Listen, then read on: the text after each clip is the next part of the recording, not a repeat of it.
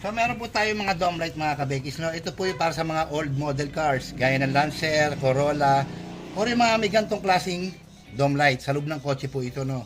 So ito ginawa ko para mas maliwanag at advance siya, dalawang kulay siya. Ito lang example, no? Siyempre, pag nakasara ang pinto, binuksan mo ito sa gitna, patay yan. Pero pag dinulo mo, ice blue. Okay?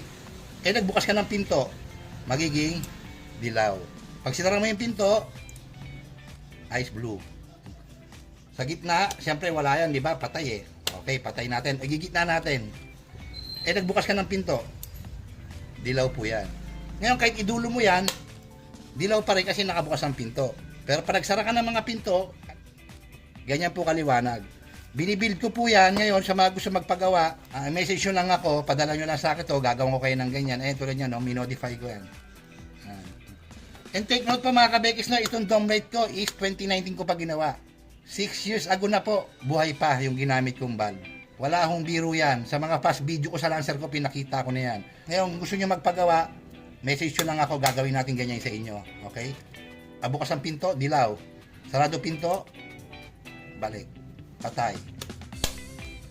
Ganyan na po, wala na po ibas mas niliwanag pa na LED na dome light kaysa sa mga plug and play. Diyan sa ginagawa kong yan mga kabekis. Okay?